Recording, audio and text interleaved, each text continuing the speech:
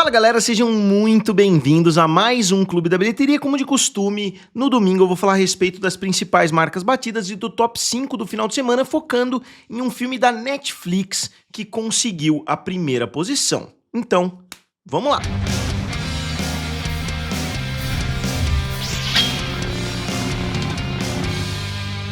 Então pessoal, eu sou o Felipe, aqui do canal Triplo F, também lá do canal Guerra dos Streamings.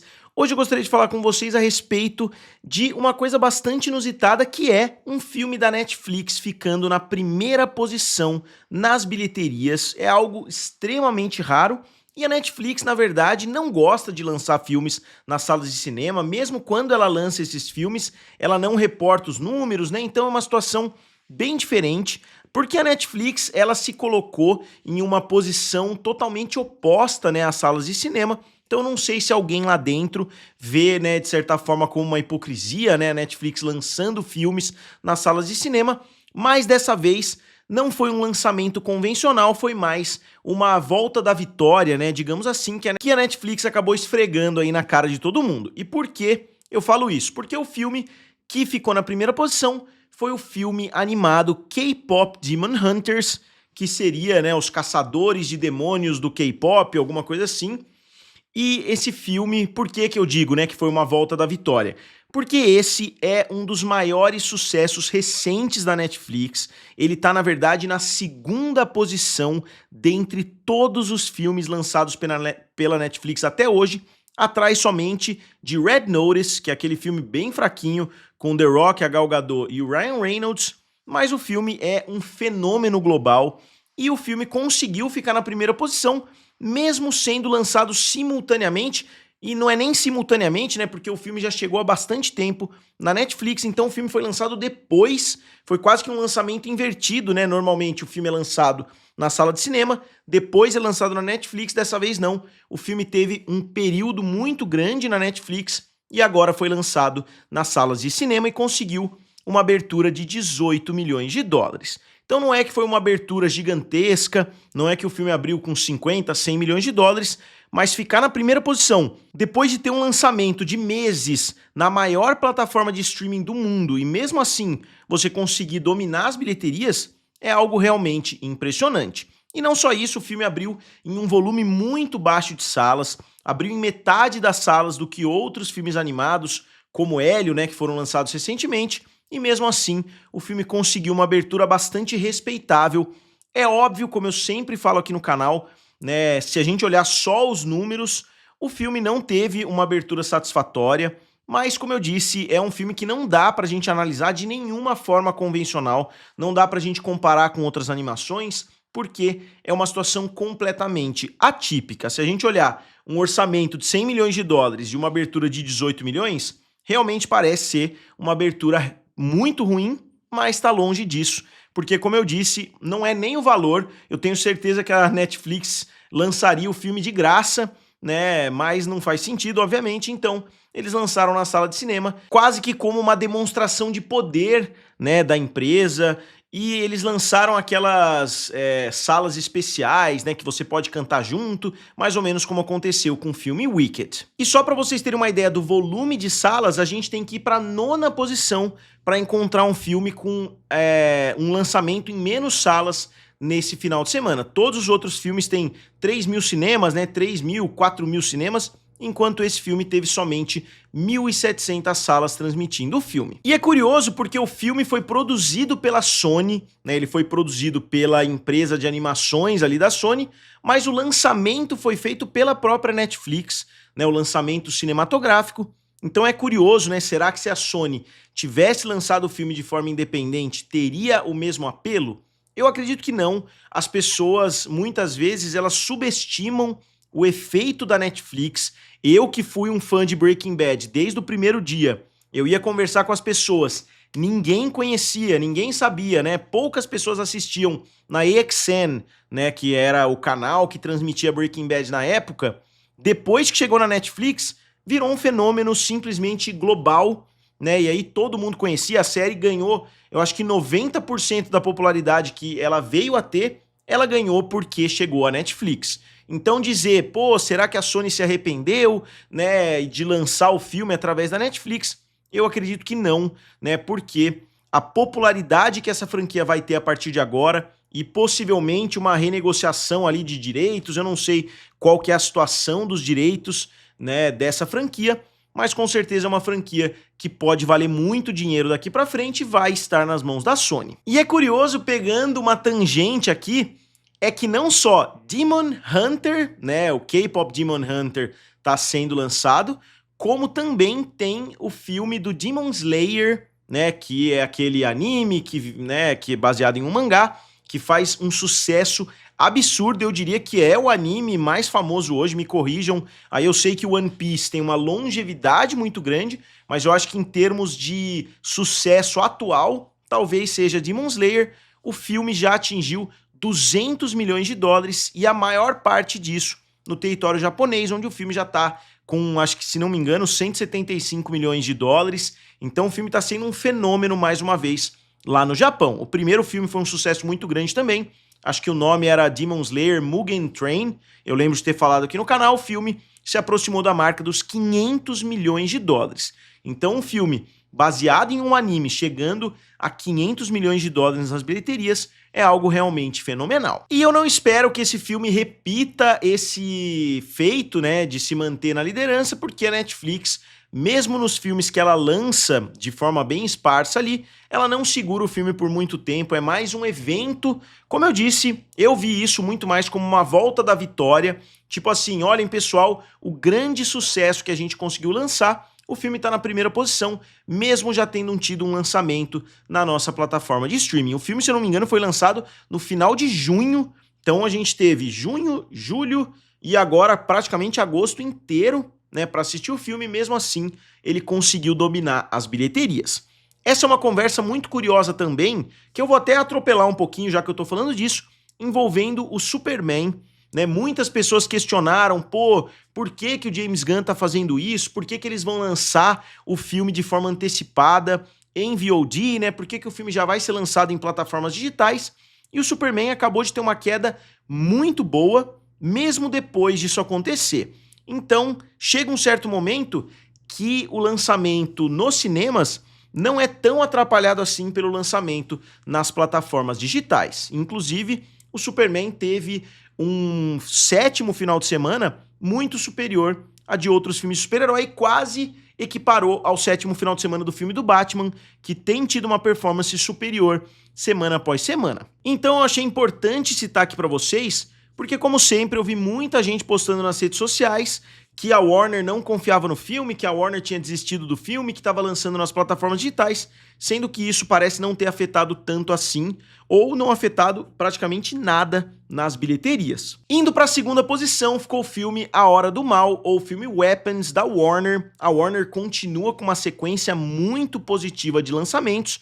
O filme fez mais 15,6 milhões de dólares, caindo 36%. Esse final de semana foi muito bom em termos de quedas, todos os filmes tiveram quedas bem pequenas, e o filme chega a 199 milhões de dólares, que é um resultado sensacional. O orçamento do filme foi sim um pouco alto, mas porque rolou uma disputa ali, né, entre várias empresas, inclusive que levou o Jordan Peele a demitir os seus representantes, né, justamente porque ele não conseguiu os direitos do filme para sua empresa, né, a Monkey Paw Productions.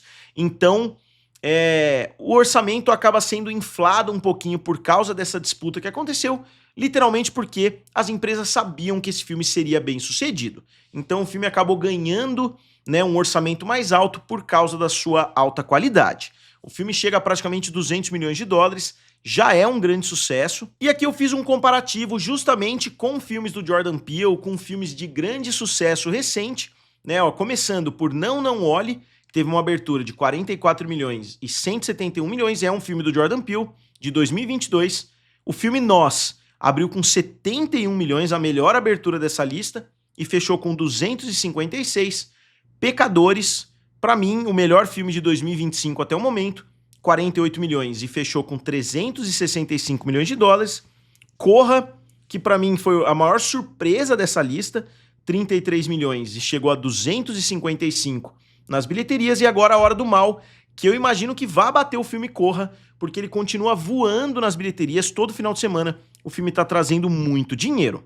Aqui é o resultado do último final de semana. O filme cresceu 51 milhões, né? Ele tinha feito 71 milhões da sua estreia até o seu próximo final de semana e agora fez mais 51 milhões. Então eu imagino que o filme vai trazer mais uns 30 milhões, depois mais uns 20, mais uns 15. Então eu não diria que é um absurdo esse filme conseguir chegar à marca dos 300 milhões de dólares. E aqui o comparativo, né, que eu vou manter atualizado, dos filmes do Zach Cregger, né? Ele fez o Barbarian primeiro e agora esse filme, os dois filmes muito bem aceitos. O primeiro, obviamente, um sucesso muito mais enxuto, né, digamos assim. O filme fez 45 milhões, enquanto esse filme já fez praticamente 5 vezes mais do que isso. E outro filme que continua tendo uma performance positiva é o filme Sexta-feira Ainda Mais Louca, o filme que traz a Jamie Lee Curtis e a Lindsay Lohan de volta, né, para um filme de grande sucesso da década de 90. O filme fez mais 9,2 milhões de dólares, com uma queda de 35%, e o filme chega a 113 milhões, ou seja, já fez praticamente 3 vezes o seu orçamento, o que já torna o filme, né, pelo menos ali ele já tá no 0 a 0, o filme não vai dar prejuízo,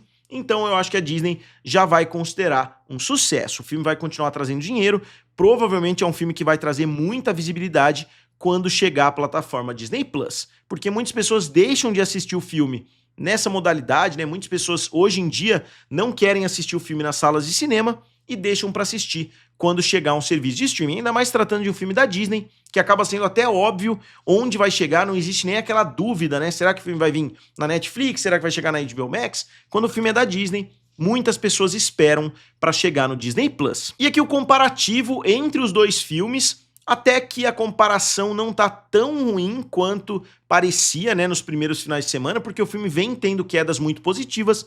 O primeiro filme fez 160 milhões, e o segundo tá com 113. Eu não acredito que esse filme vá bater o primeiro filme, mas não deixa de ser um resultado minimamente satisfatório, lembrando que o orçamento é altíssimo, né, comparado com o seu antecessor. O primeiro filme custou 20 milhões e o segundo 42 milhões. Só um asterisco, não é um filme da década de 90, né, o primeiro. Eu confundi, o filme é de 2003. E falando em grande sucesso da Disney, vamos falar de um filme que não é isso, né? O Quarteto Fantástico tá com 490 milhões de dólares, o filme custou 200 milhões, então, por sorte da Disney, ela não gastou aqueles valores exorbitantes que ela estava gastando nos filmes de super-herói, e por isso o filme pode vir a se pagar nas próximas semanas. Novamente, não é certeza, né? Porque o orçamento dos filmes é sempre um mistério, não dá nem para incluir muito do orçamento de marketing, né? Então eu acho que esse filme vai acabar perdendo dinheiro ou ficando no 0 a 0 nas salas de cinema, porque o marketing não tem como ter sido barato, né? Pelo menos eu vi muita coisa a respeito de Quarteto Fantástico, então eu diria que o filme é sim um fracasso, pelo menos em termos de expectativa para Disney.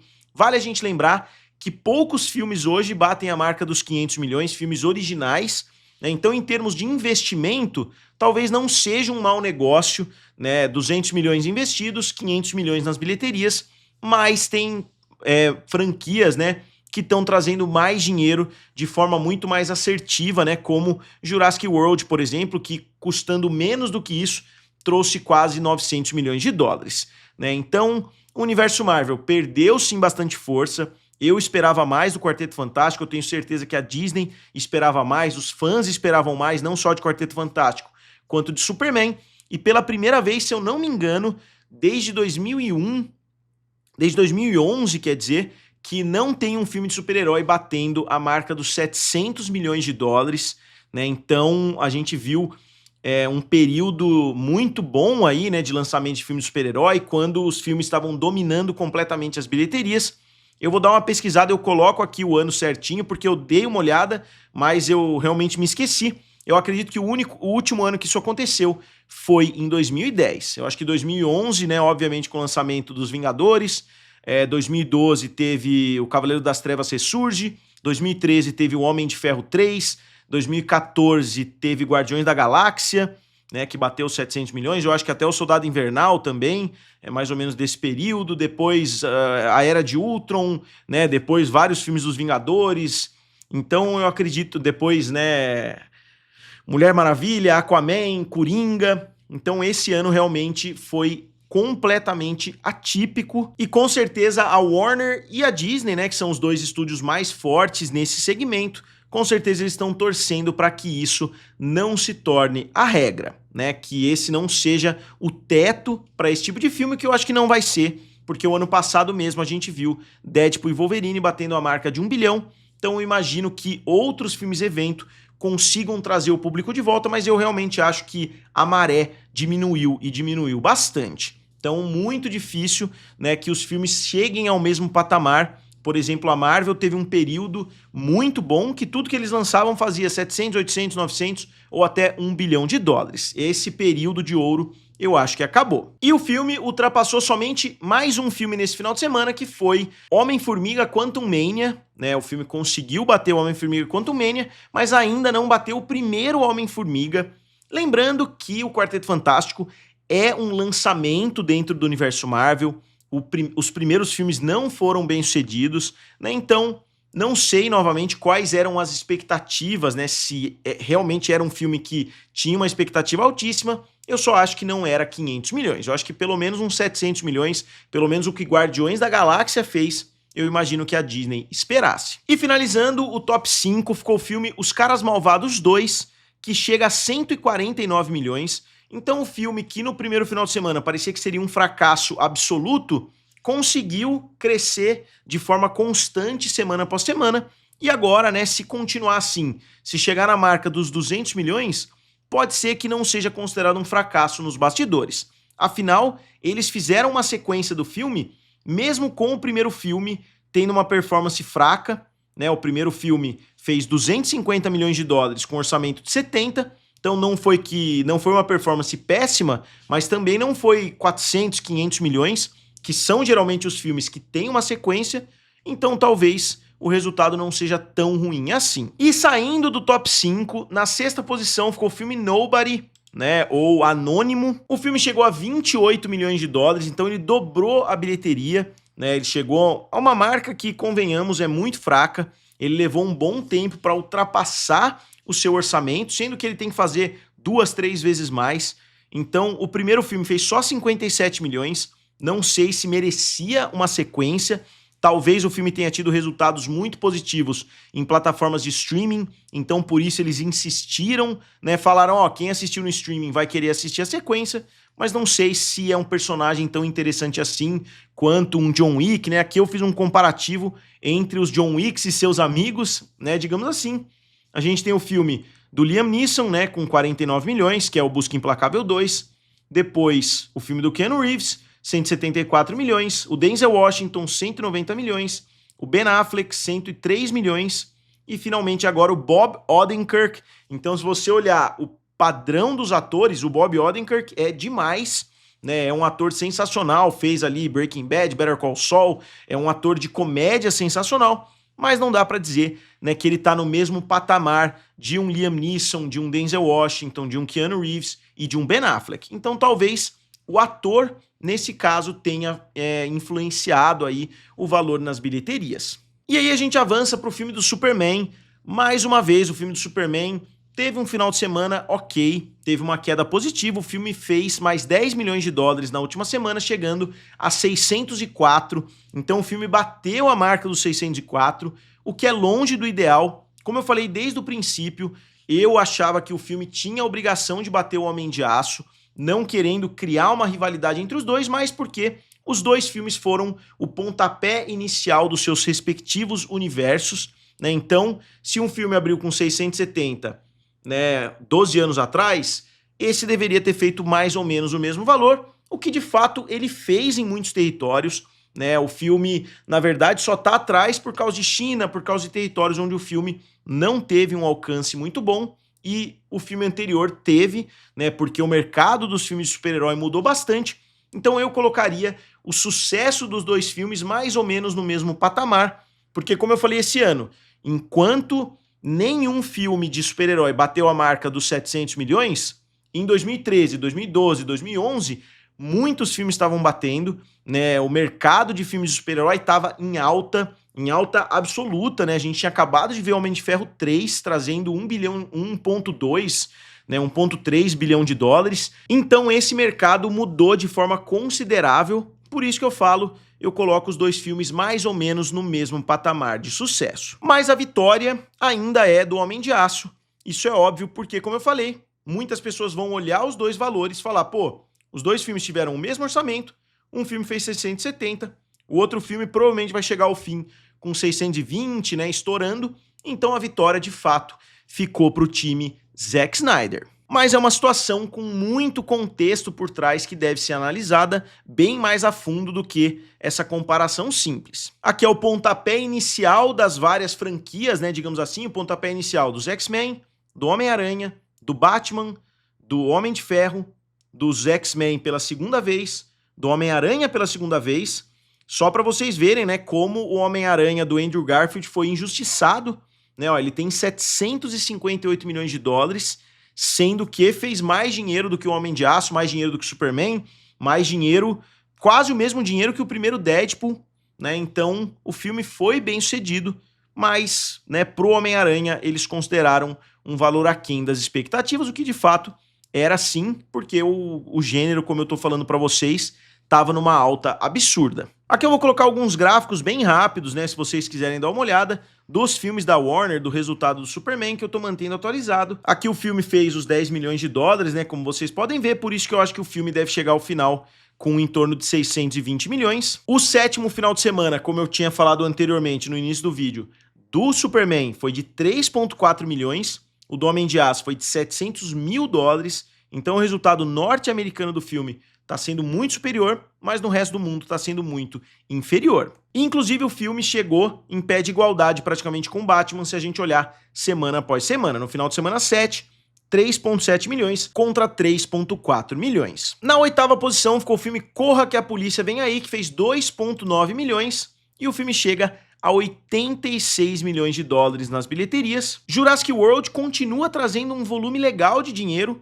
ultrapassou o Superman no volume que traz semana após semana, né? Porque o filme trouxe 16 milhões de dólares contra 10 do Superman, e o filme chega a 844 milhões, não vai chegar à marca dos 900, não vai chegar à marca do 1 bilhão, que é uma marca que todos os outros filmes da franquia, Jurassic World pelo menos, conseguiram bater. É óbvio que o orçamento foi reduzido, então a Universal provavelmente já esperava que esse valor diminuísse. E o filme Fórmula 1 bateu a marca dos 600 milhões, o filme chegou a 603 milhões de dólares. Isso mostra, né, um filme da Fórmula 1 batendo um filme do Superman, mostra que a situação realmente mudou. Por isso que eu digo sempre dessa análise um pouco mais criteriosa, né, dos números, porque não dá para negar que a situação é bem diferente. 10 anos atrás, o filme do Superman estaria voando na frente. E aqui o sucesso do filme, né, na carreira do Brad Pitt, realmente algo impressionante. E um filme que estreou na China, que voltou, né, trouxe mais 10 milhões de dólares na última semana, foi Premonição 6. O filme chegou a 295, provavelmente vai ultrapassar a marca dos 300 milhões. Curioso, porque nenhum outro filme da franquia tinha ultrapassado a marca dos 200 milhões. Então imagino que eles já estejam planejando aí o 7, o 8 e o 9. Agora vamos dar uma olhadinha no final de semana passado aqui no Brasil. Quarteto Fantástico na primeira posição, A Hora do Mal na segunda, Os Caras Malvados 2 na terceira, Sexta-feira Mais Louca Ainda e Corra que a Polícia Vem Aí. Os números aqui todos em reais. E no acumulado do ano aqui no Brasil, Lilo e Stitch continua na primeira posição, 214 milhões de reais, Como Treinar o Seu Dragão, 120, Minecraft, 111, Superman, 90 e Quarteto Fantástico, 70 milhões de reais. O top 5 no mercado norte-americano não mudou absolutamente nada, Minecraft, Lilo e Stitch, Superman, Jurassic World e Os Pecadores. E o top 5 mundial também não, Quarteto Fantástico não entrou no top 5 mundial, Superman ainda não entrou também, pode ser que entre na semana que vem, mas eu acredito que não ainda.